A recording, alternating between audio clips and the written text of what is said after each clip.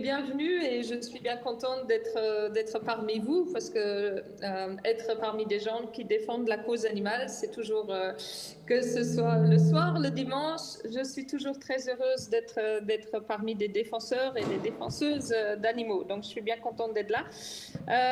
Là, ça bouge un peu au niveau du Parlement européen, au niveau des institutions européennes. Vous êtes peut-être au courant. Sinon, je vous donne quelques points qui sont en train d'évoluer. Donc, il y a un peu de lueur d'espoir malgré des circonstances générales pas très en faveur de la cause animale, puisqu'on a eu une poussée depuis les dernières élections en juin 2024.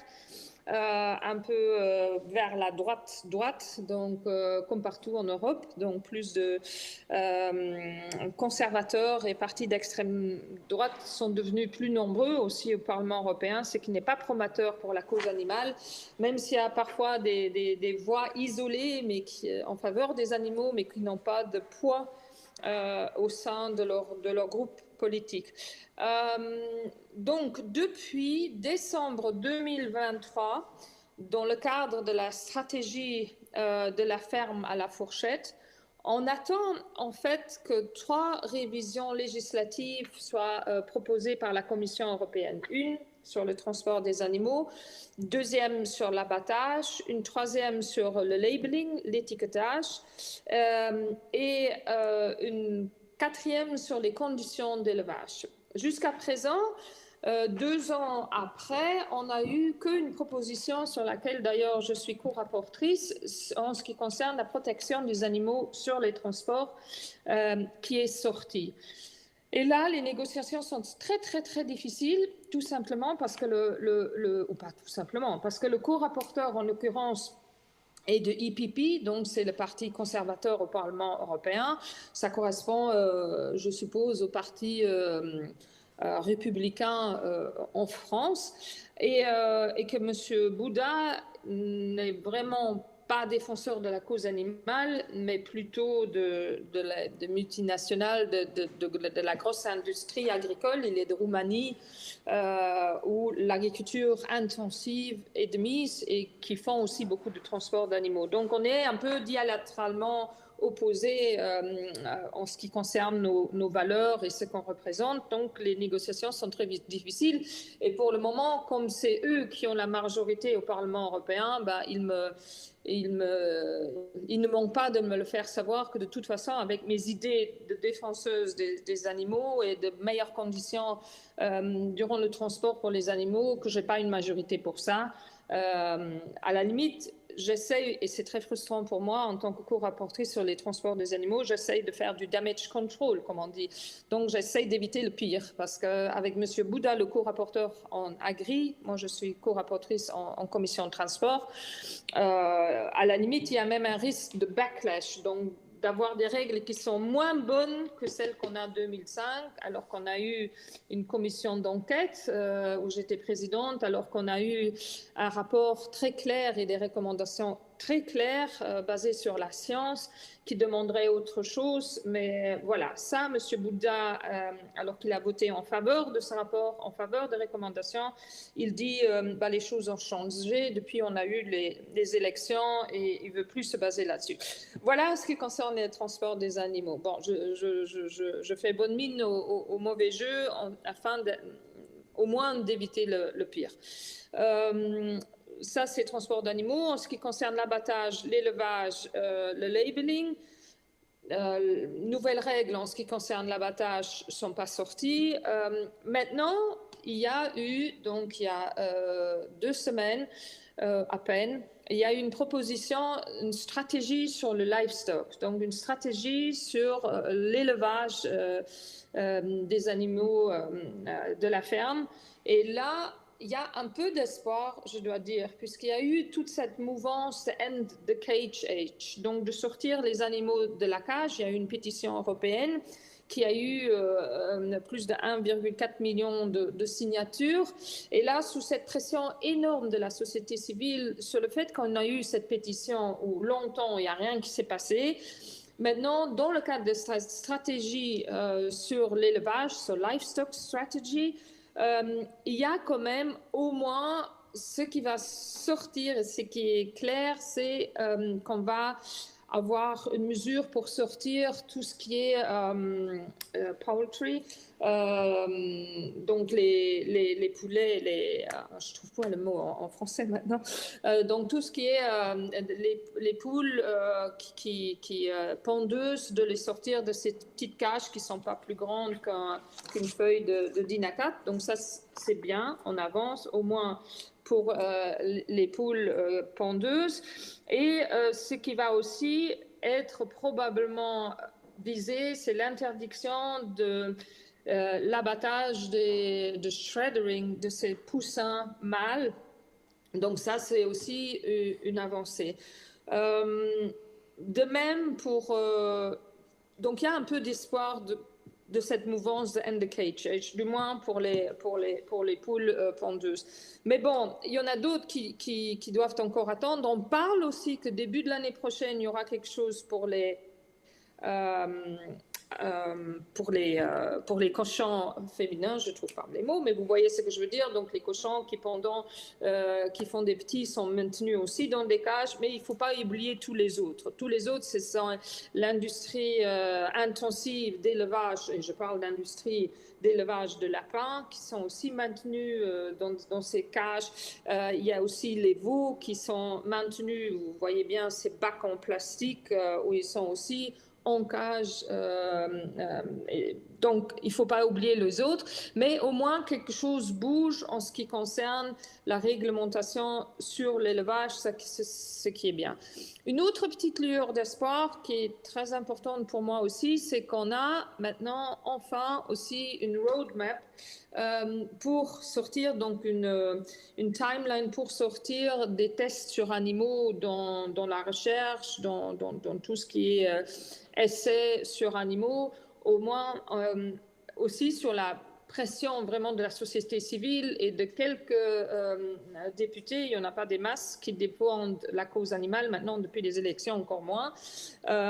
Donc vraiment d'avoir un plan pour sortir des tests en sciences, dans la recherche, des tests sur animaux, puisqu'aujourd'hui on a des méthodes alternatives qui sont plus efficientes, qui sont plus efficaces et qui engendrent moins de souffrance animale. Donc c'est une information positive aussi. Une dernière information positive, et ça a été voté, c'est qu'on a maintenant clairement une réglementation pour les chiens et les chats pour éviter tout ce qui est marché noir des chiots et des petits chats, qu'il faut l'obligation d'enregistrement, bon, c'est prévu dans très long, mais pour tous les chats et pour tous les chiens, mais le laps de temps qui est prévu était quand même, on parle là de 10 ans pour les chats et si je me souviens bien, de 7 ans pour les chiens, mais au moins il y a l'idée de la traçabilité, de l'enregistrement à travers un chip pour tous les chiens et chats, et aussi d'avoir des conditions plus strictes d'élevage des petits chiots et des petits chats, et aussi des conditions plus strictes en ce qui concerne en général les conditions d'élevage des chats et des chiens pour lutter d'un côté, donc l'enregistrement, la traçabilité pour lutter sur tout ce qui est commerce illégal, mais aussi en instaurant des règles plus strictes en ce qui concerne le bien-être animal pour les chiots et les chats. Moi-même, je dois dire, petite parenthèse, j'ai un chien qui vient elle était une machine à fabriquer des Westies, en France d'ailleurs, elle vient de France, où il y avait, ils ont le statut d'agriculteur en fait, ils ont entre 1000 et 1500 chiens et qui sont maintenus dans des espaces très restreints, et elle a maintenant de l'arthrose, elle ne savait pas ce que c'était se promener. Donc dans le futur, c'est ça que je voulais faire un peu le pont, dans le futur des conditions pareilles ne seront plus possibles. Bon, il faut encore en même temps instaurer les instances de contrôle et investir là-dedans. Voilà, est-ce que j'ai plus ou moins... Ouais, je voulais, pour commencer, faire un peu le point où on en est. Donc, il y a un peu de lueur d'espoir. On a pour la première fois, et ça c'est une bonne nouvelle aussi, un commissaire qui a dans son titre la santé publique et le bien-être animal. ce qui est bien. Et là, comme je l'ai dit, il y a certaines avancées qui se font, mais en général, le bien-être animal, c'est pas vraiment dans sa priorité, même s'il a ça dans le titre. Mais bon, voilà, il bouge quand même un peu. Et ce qui m'a surprise positivement, pour finir sur une note positive, c'est quelqu'un qui m'a vraiment dit face à face ce qu'il veut arriver à faire, c'est vraiment interdire l'exportation d'animaux vivants en dehors de l'Union européenne. Et moi, je lui dis, bah, s'il arrive à faire ça, ce serait déjà une avancée majeure. Mais je n'ai pas très bien dit entre nous compris pourquoi c'est une cause importante pour lui, puisque ça ne correspond pas vraiment à ce qu'il défend par ailleurs. Mais parce qu'il y a évidemment toute une industrie là derrière hein, de cette exportation d'animaux vivants en dehors de l'Union européenne. Mais ça paraît être quelque chose où il veut vraiment promouvoir l'exportation plutôt de carcasses et de viande plutôt que d'animaux vivants. Ce qui serait déjà génial puisqu'il y a 10% du bétail transporté est transporté en dehors de l'Union européenne dans des conditions souvent assez désastreuse et il est prouvé aussi, plus le voyage est long, plus le bien-être animal est de moins en moins respecté. Donc il y a vraiment un lien entre ça. Voilà, c'est un peu le point ce qui se passe au niveau de l'Union européenne, mais évidemment, je suis ouverte à toute question que vous auriez par rapport à d'autres sujets. Petite parenthèse encore, mais je vais définitivement m'arrêter là. Moi, j'aimais bien aussi qu'on donne au niveau européen une nouvelle définition au foie gras je sais que c'est une question importante dans certaines régions de France, mais parce qu'on pourrait, maintenant, le fait de pouvoir nommer quelque chose foie gras, il faut un certain minimum de poids au foie pour qu'on puisse l'appeler foie gras. Et si c'est une ligne qu'il faudrait changer dans la réglementation européenne, si on adapterait le poids, donc ça éviterait de faire du gavage. Donc on pourrait bien avoir du foie gras encore, mais sans gavage. Si on avait déjà ça, ce serait déjà une avancée. Et il y a déjà 2 commissaires qui m'ont promis, oui, on va changer ça. Entre-temps, on n'y est toujours pas. Donc le foie gras avec gavage est pour le moment quasi inévitable puisqu'il faut un certain poids au foie pour qu'on puisse l'appeler foie gras. Donc voilà, il y a des gros combats, il y a des petits combats, mais il y a des millions d'animaux qui souffrent alors que je vous parle chaque jour. Et voilà, donc c'est pour ça, c'est un de mes sujets qui me tient, évidemment, qui est une de mes priorités avec la santé publique, l'alimentation. Voilà, mais tout est lié de toute façon.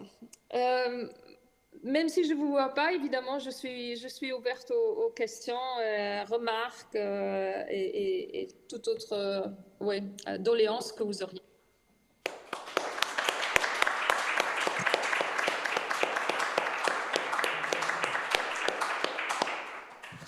Merci beaucoup pour cette présentation, Tilly-Mess.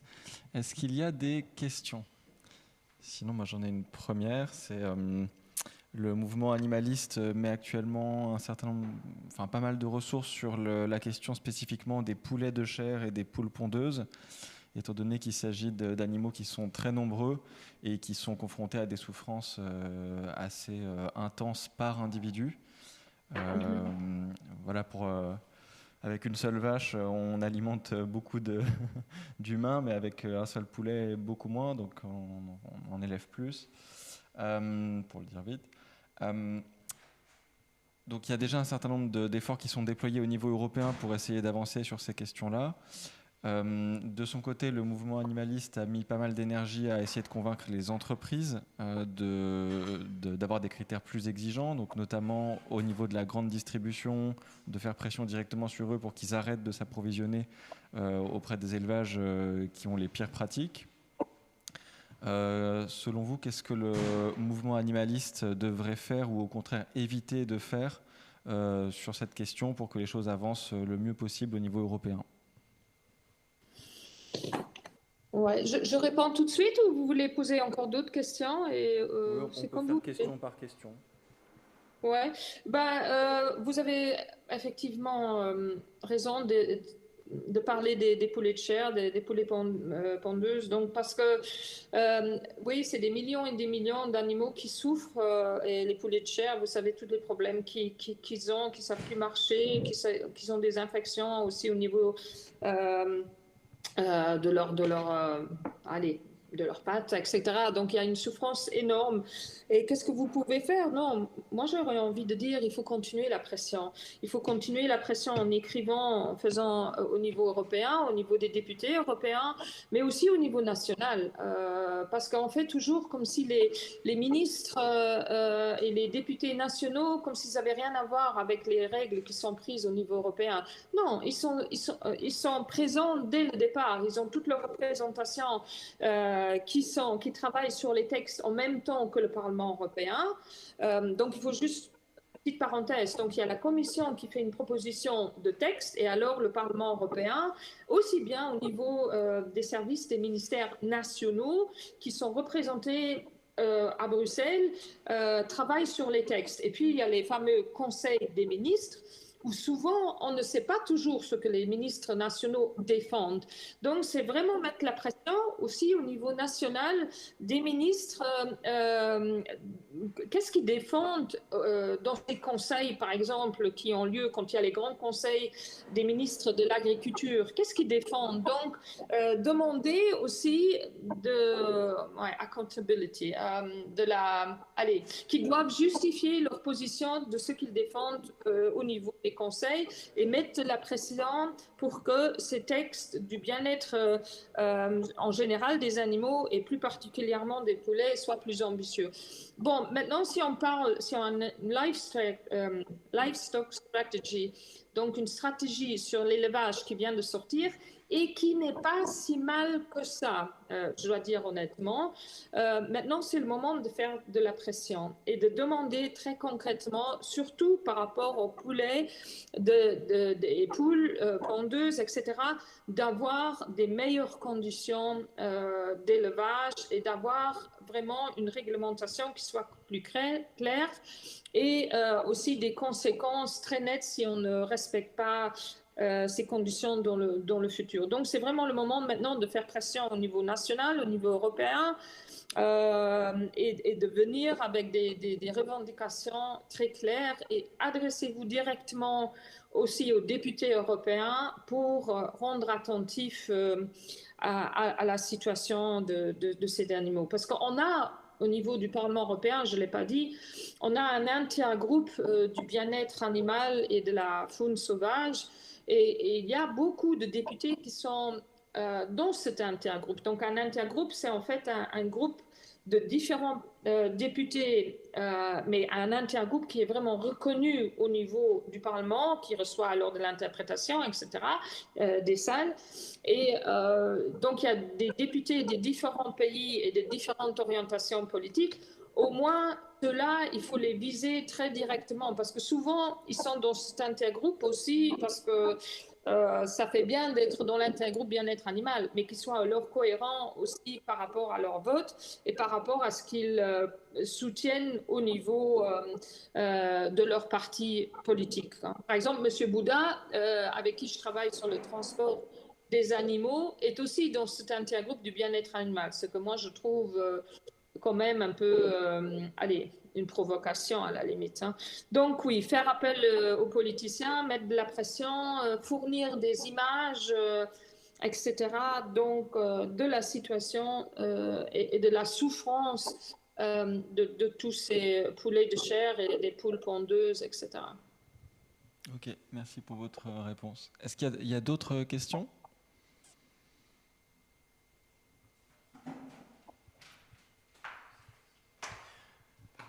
Bonjour, merci pour votre intervention. Moi, je travaille dans la recherche et je me demandais quels seraient si vous avez identifié des besoins de connaissances scientifiques qui pourraient éventuellement aider à avancer les défis politiques que vous voyez dans les prochaines années. Par exemple, ce que nous, on essaie de dire par rapport, par exemple, à l'exportation d'animaux vivants en dehors de l'Union européenne, on avait une étude qui a été présentée lors de la commission d'enquête sur les transports des animaux qui a prouvé que aussi, mais parce que c'est des arguments qu'il faut avancer de nos jours où des mots maîtres sont la compétitivité, donc de montrer que l'exportation de viande et de carcasses est aussi économiquement plus intéressant. Donc moi j'essaie d'utiliser tous les arguments possibles pour défendre la cause animale et de dire par exemple, mais clairement aussi économiquement, ce serait plus intéressant. Ça, c'est un aspect. Donc, de dire toutes les maladies, la résistance antibiotique, etc., qu'on crée dans l'agriculture intensive, puisque souvent, comme les poules et les poulets reçoivent de façon préventive des antibiotiques, à travers cela, évidemment, on augmente la résistance antibiotique aussi chez les humains, puisqu'on ingère ces antibiotiques aussi, puisque ça part dans l'environnement après, etc.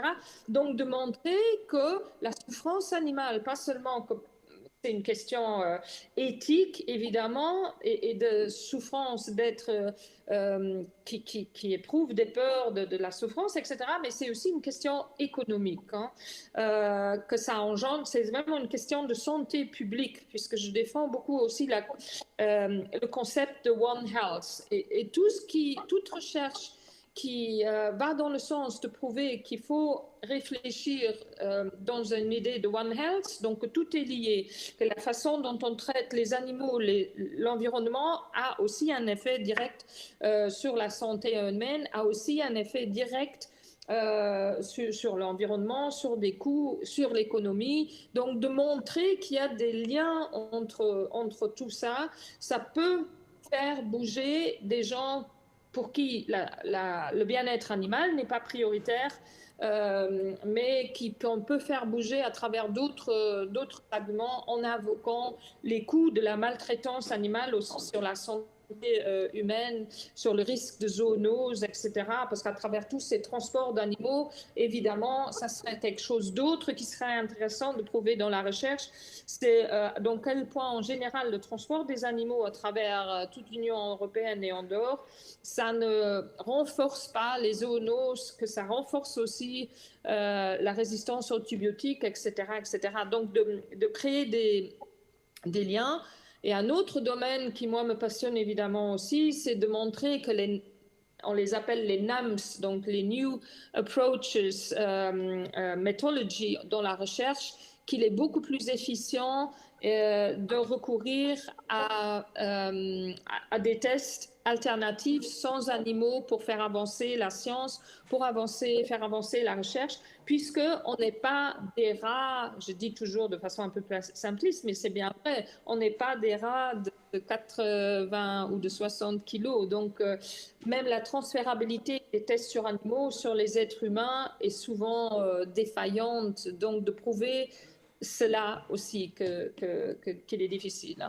Mais on a beaucoup d'études scientifiques aussi. C'est l'EFSA, donc l'Agence sur la sécurité alimentaire, elle a beaucoup d'études aussi, par exemple, par rapport au transport des animaux. Mais aujourd'hui, on est dans un contexte général où on ne croit plus la science, où la science est discréditée. Donc, il faut promouvoir aussi l'idée de se baser sur la science. C'est un peu absurde de le dire, mais c'est la réalité actuelle. Il faut défendre aussi l'idée d'arrêter de dire quand on parle de science que c'est de l'idéologie. Moi, je dis toujours, mais c'est pas une idéologie. Moi, je me base sur la science. Il n'est pas possible de transporter des animaux qui ne sont pas encore sevrés. Ils ne savent pas comment utiliser les abreuvoirs. Le système immunitaire est encore très faible. Mais quand on vient avec la science, on dit oui, c'est votre idéologie. Donc, c'est très dur. Mais il faut continuer à défendre à ce qu'on croit. Moi, je crois que les politiciennes devraient se baser sur la science, sur les expériences concrètes du terrain, mais c'est très difficile. Mais voilà, j'ai donné quelques... Pardon, je suis un peu longue, mais il y a tellement de trucs qui me passent alors à l'esprit. Mais est-ce que ça répond à votre question? Oui, tout à fait. Merci. Merci bien. Est-ce qu'il y a d'autres questions?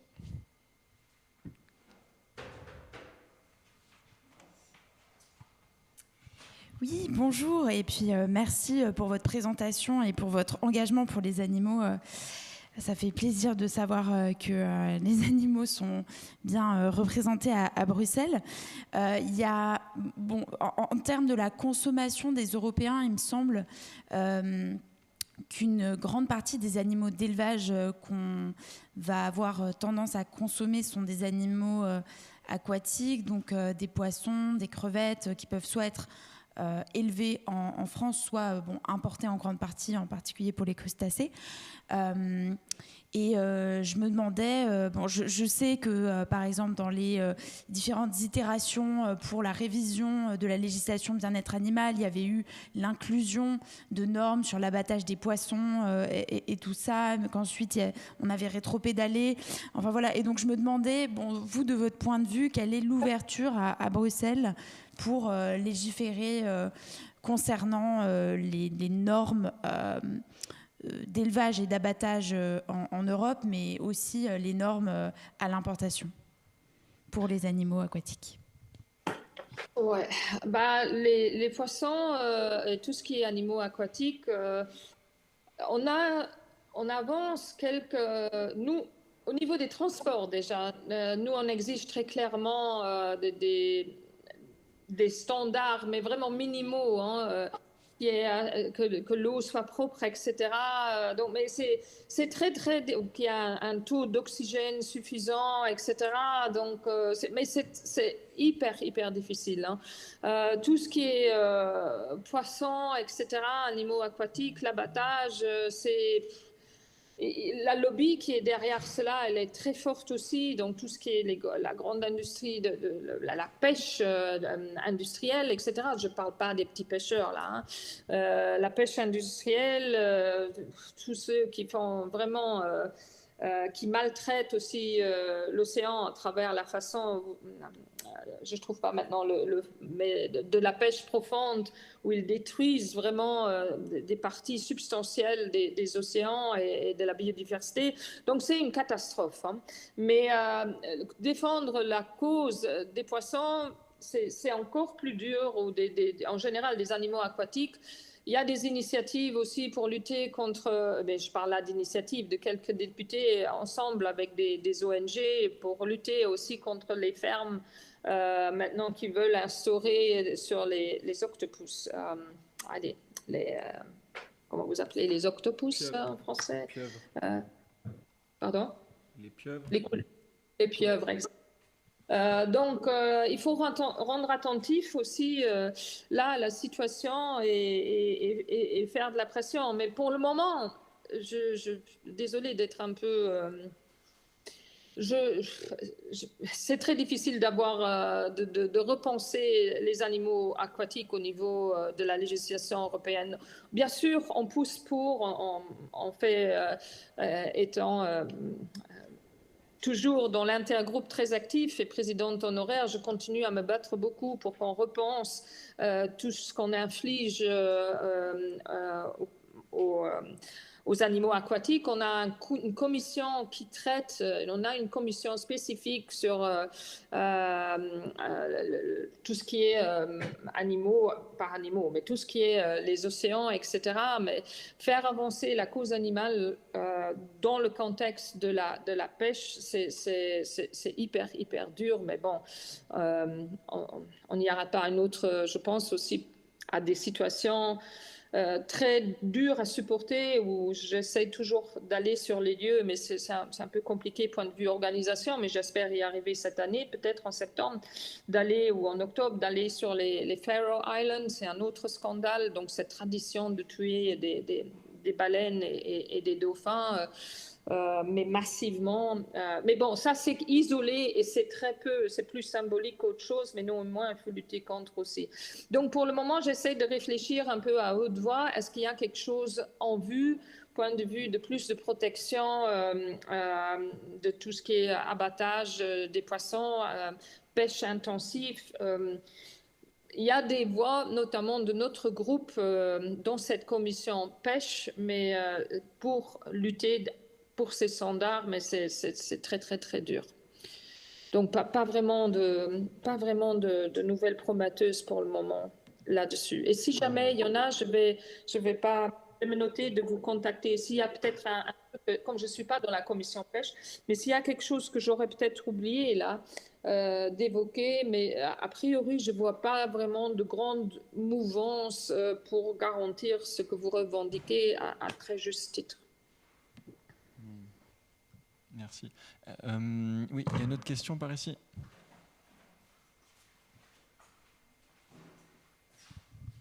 Oui, bonjour. Là, ces derniers temps, on a pas mal subi la canicule, le changement climatique du coup en France.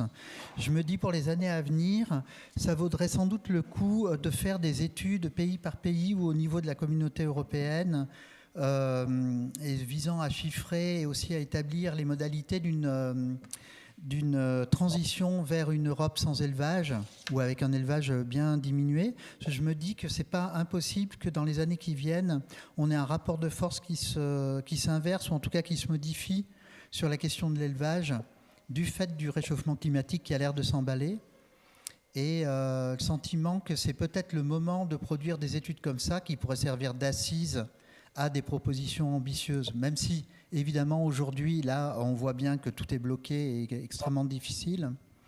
Est-ce que vous voyez ça comme effectivement un renversement possible des rapports de force dans les années qui viennent?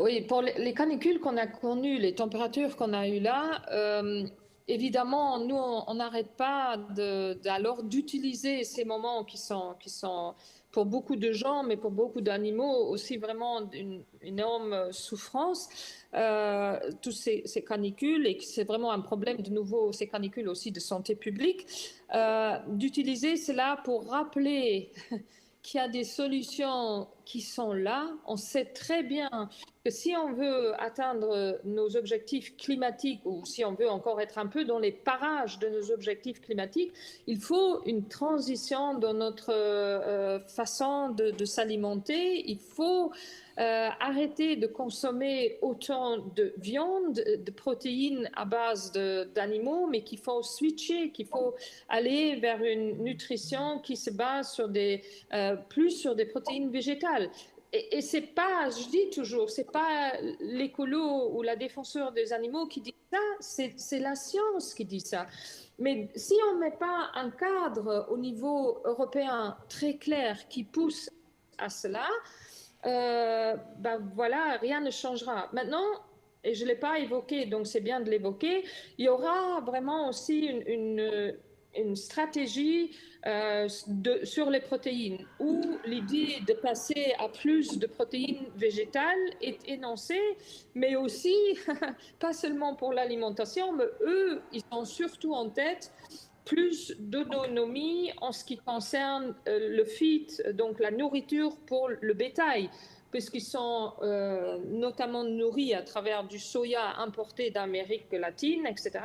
Donc, eux, ils veulent aussi un plan protéines végétales pour avoir plus d'autonomie dans la nourriture du bétail. Donc, l'idée qu'eux, ils ont, ce n'est pas forcément ce que nous, on défend, qu'il faudrait plus d'alimentation humaine basée sur des protéines végétales.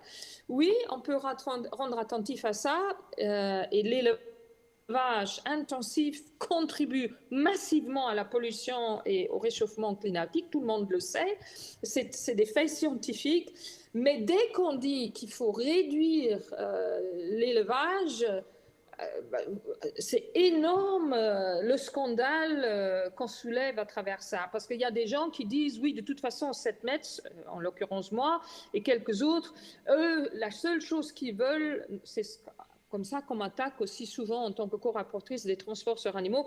Ce qu'elle veut, c'est anéantir l'élevage au sein de l'Union européenne. Voilà, c'est comme ça que... Alors que moi, je dis tout simplement non, il faut...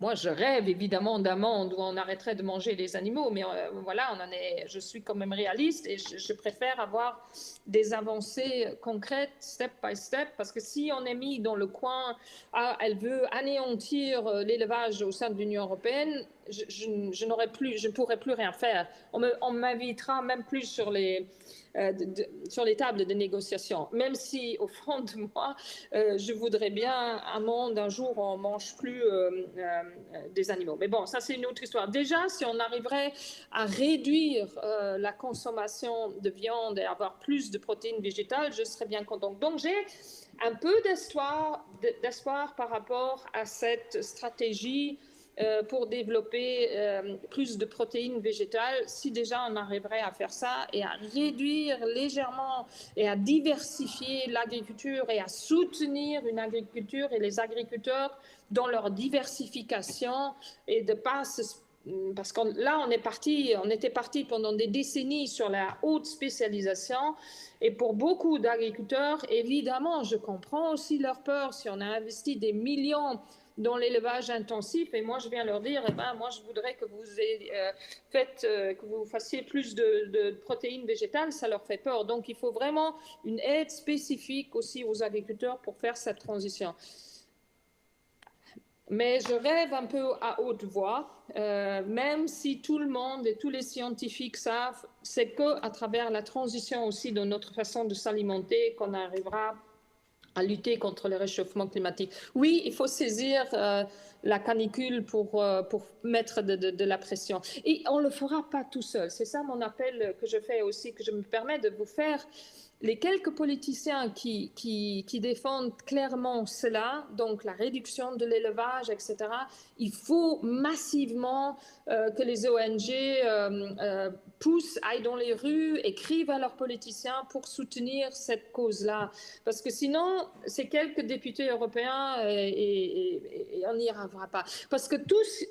Moi, je dis très clairement, le fait que dans la stratégie sur l'élevage, on ait réussi maintenant à se end the cage age, au moins dans un avenir proche quand même, pour les poules, etc., et pour les pics, pour les cochons femelles, je ne trouve pas le mot en français maintenant, pardon.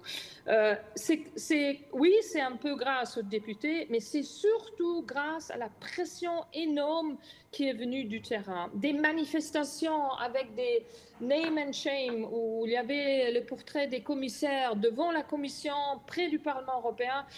On ne gagnera pas ce match, les quelques députés qui défendent la cause animale. Il faut de la pression énorme qui vient du terrain, parce que ça fait bouger tout politicien qui est dépendant de vote et qui voit cette mouvance, ça les fait bouger. Hein. Pas par conviction, mais par peur de perdre des voix.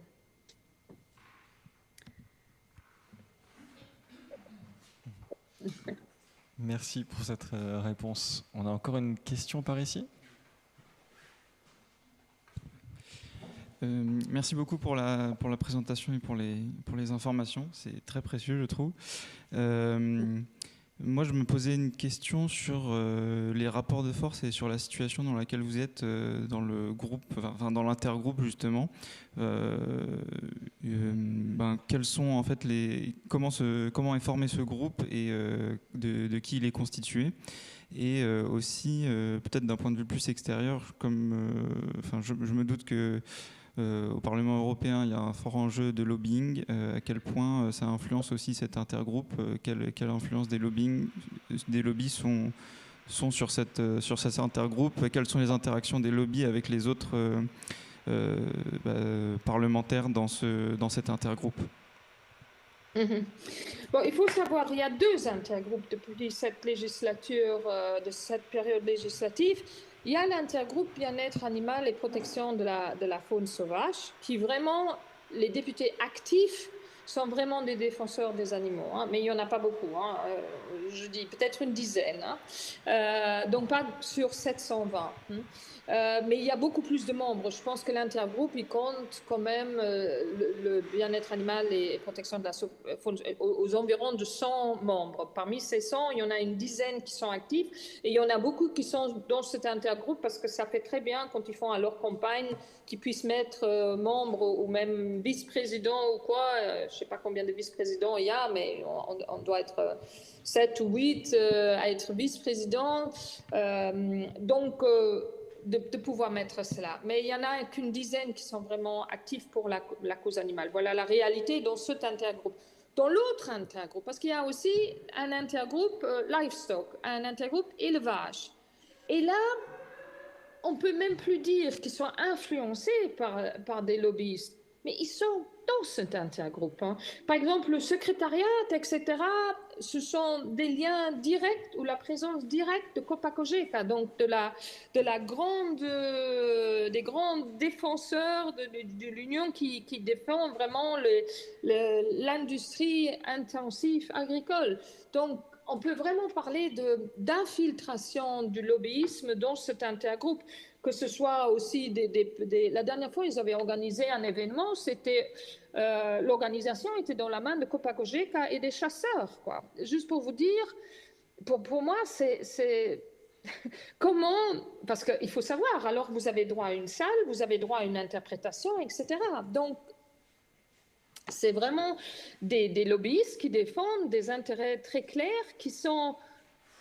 Voilà, c'est ce que je dis. On ne peut même plus dire qu'ils influencent les députés européens, mais ils sont infiltrés dans les instances et dans les groupes au sein du Parlement européen. Donc on est passé à une étape suivante qui va au-delà du lobbyisme, puisqu'ils défendent très clairement leur cause de l'élevage intensif, d'une agriculture intensive, de la chasse, blablabla, au sein du Parlement européen. Donc, voilà, ils sont omniprésents. Bon, ils ne viennent pas me voir, puisque c'est clair, ils se disent avec celle-là, c'est peine perdue, ou ils m'attaquent à d'autres moments, mais voilà, ils sont omniprésents. Et on a même des députés qui, avant, travaillaient pour la Copa-Cogeca. Donc, il y a des députés qui travaillent sur le transport des animaux alors qu'ils sont eux-mêmes éleveurs. Pour moi, c'est un conflit d'intérêts. Hein. Comment peuvent-ils travailler sur un dossier sur lequel, moi je me pose toujours aussi, un peu dit entre nous, la question sur la politique agricole commune. Comment, si vous avez une grande ferme, comment est-ce que vous pouvez faire partie des rapporteurs fictifs sur un dossier alors que vous êtes directement bénéficiaire de l'argent de la politique agricole commune. Qu'on les écoute, moi je suis bien d'accord, qu'ils aient un avis, qui donnent leurs expériences, moi je veux bien, mais qui décident sur un dossier qui implique de l'argent qu'ils vont recevoir à travers la politique agricole commune, moi, je ne comprends pas. Donc, voilà. Mais bon, ça, c'est... non, le lobbyisme de l'élevage, des éleveurs, des grandes industries agricoles est omniprésente. C'est eux, souvent, qui présentent aussi certaines études, etc. Donc, et de l'importance de l'élevage. Et évidemment, il y a toujours... Oui, si on tue l'élevage au sein de l'Union européenne, on sera encore plus dépendant d'une agriculture intensive qui est en dehors de l'Union européenne. Ils viennent toujours avec des slogans. Oui, mais les standards pour le bien-être animal sont les plus hauts du monde au sein de l'Union européenne. Ce qui est peut-être partiellement sans avoir étudié, par exemple, la situation dans des pays comme, je ne sais pas moi, Canada, Nouvelle-Zélande, il faudra encore voir si nos standards sont si élevés. Mais on peut avoir les meilleurs standards du monde s'il n'y a pas vraiment de contrôle ou de conséquences si vous ne respectez pas ces standards.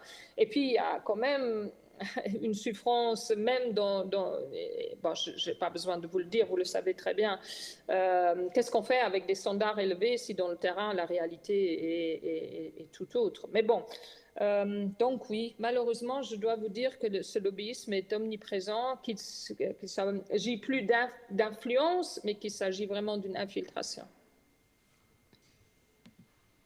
Merci.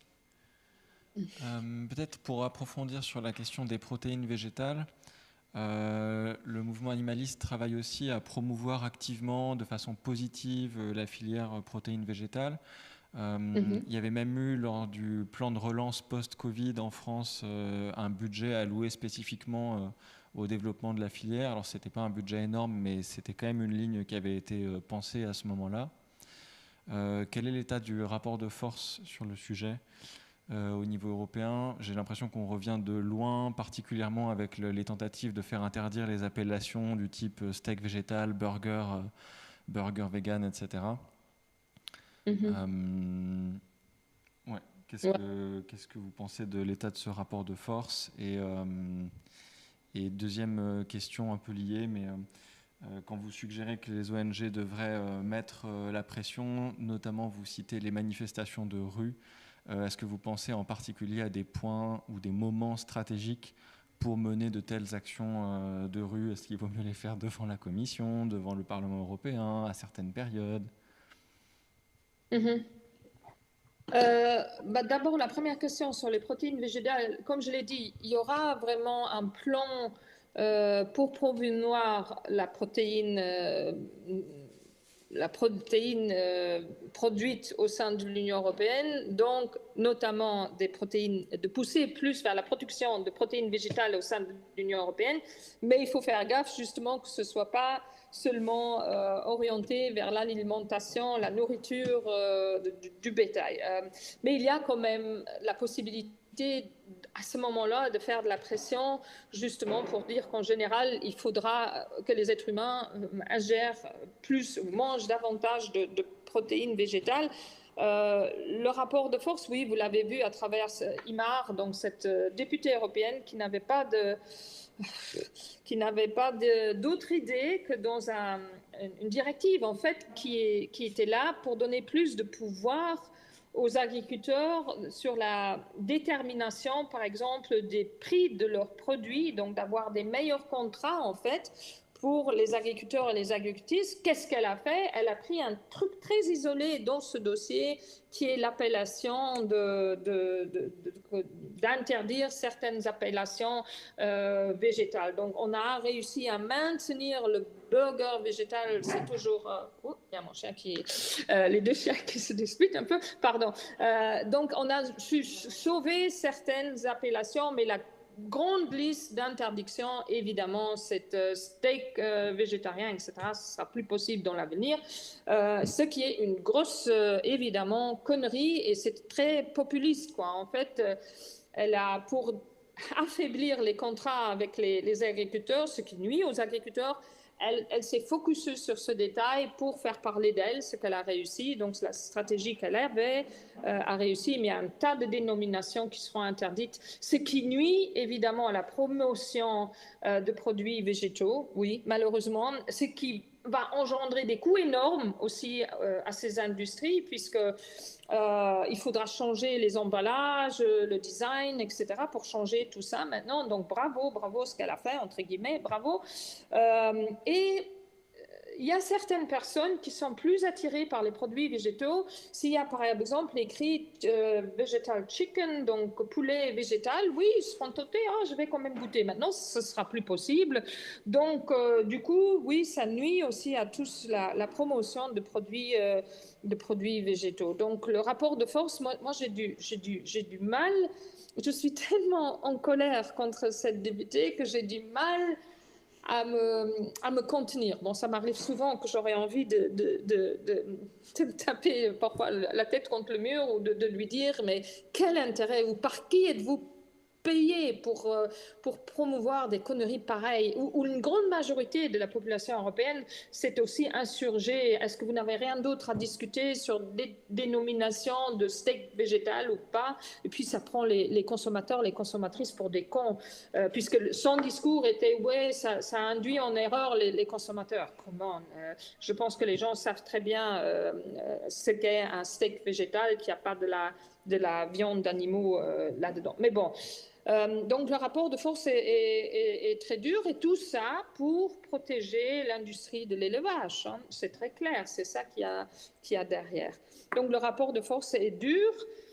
Mais en même temps, pour quand même être un peu d'optimisme, les temps sont très durs hein, pour défendre tout ce qui est l'environnement, la cause animale, etc.